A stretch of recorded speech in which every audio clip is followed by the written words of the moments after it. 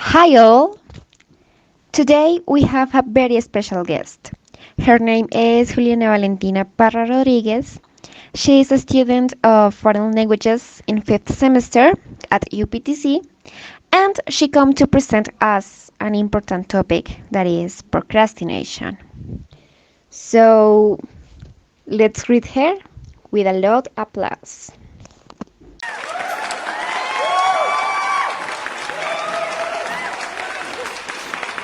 Hi, how nice are you?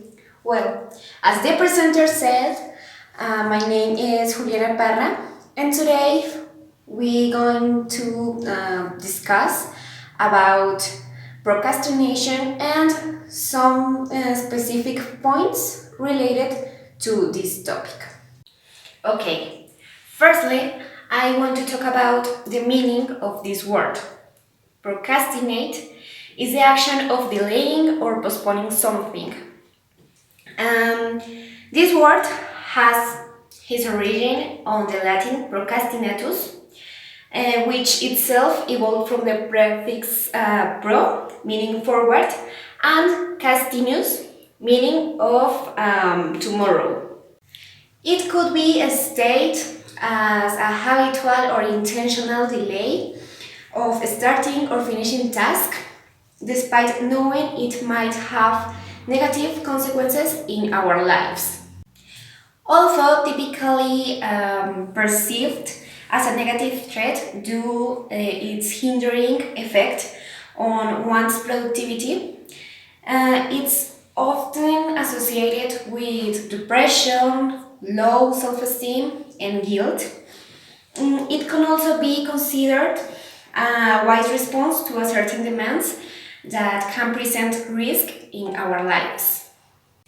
Recent studies have shown that people regret more things they haven't done than the things they have done. In addition, feeling of regret and guilt resulting from missed opportunities tend to stay with people much longer. Sometimes all our opportunities seem to be on our fingertips, but we can reach them. When you procrastinate, you waste time that you could be investing in something meaningful. If you can overcome this first enemy, you will be able to accomplish more and doing something better using the potential that life has to offer to you. Now I want to talk about a psychological perspective of procrastination. According to many authors, the pleasure principle may be the responsible of procrastination. One may prefer to avoid negative emotions by delaying stressful tasks. Also, I have to say that procrastinators are often perfectionists and they are stressed people. So, to avoid this stress, they procrastinate.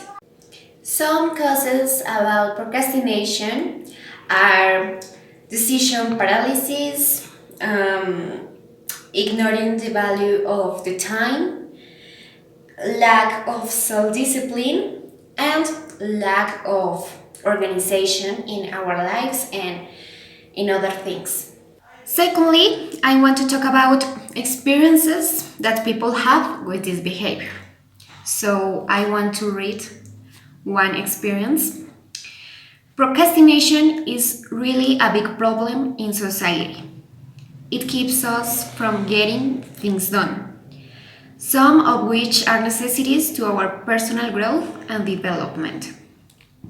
Procrastination is like that aunt that comes to visit unannounced during the holidays. She comes over, rings the doorbell, and sings, "Honey, I'm home." You hear her voice at your door and mother curse words like, "Oh fuck, she is here again," and plan to ignore. But being the gentleman that you are, you head over to the door and open up. And she is here with your cousins, laziness and depression, and promises to stay just for a few days. Fast forward to stay Fast forward to the future, the holidays are over, and she and your cousins are all settled and with no intention of leaving anytime soon. You do want to send them out, but you're either too weak to do so or don't know how. The second experience that we are going to discuss is the mine. I consider me as the person more procrastinator in this world because I am always delaying everything. Everything. I am the person who always leaves everything for the last and is complaining about it. Despite this, I usually have good grades and I always turn in all my homework, even if I have to work all night. At this moment, I am studying two careers that are foreign languages and industrial engineering. So I have many things to do. And I try to do all the things at time, but it's so difficult for me because I hate becoming stressed. And with all the task and all the homeworks that I have to do, I manage a high level of stress. I have to say that procrastinate is not always a bad habit, and we have to differentiate procrastination and relaxing time. If we have cleared the differences between these two terms, we can improve the way in which we develop ourselves day by day. Thirdly, I want to give you some suggestions in how to live to procrastinate. In my experience, the only thing that helped me a lot was make a to-do list in which I planned everything.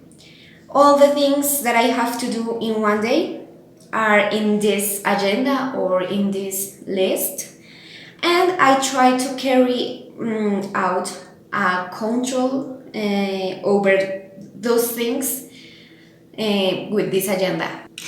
This agenda helped me a lot with organization and goals that I want to achieve day by day.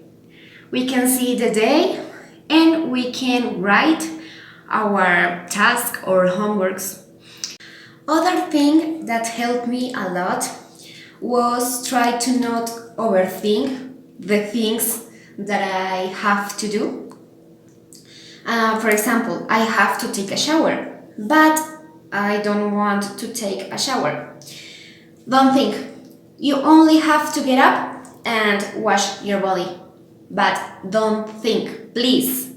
Finally, I want to conclude saying that procrastinate is not bad at all. You only have to remind the things that are good for you and the things that doesn't give you good experiences. You can procrastinate if it's up to you. Thank you so much. That's all. And goodbye.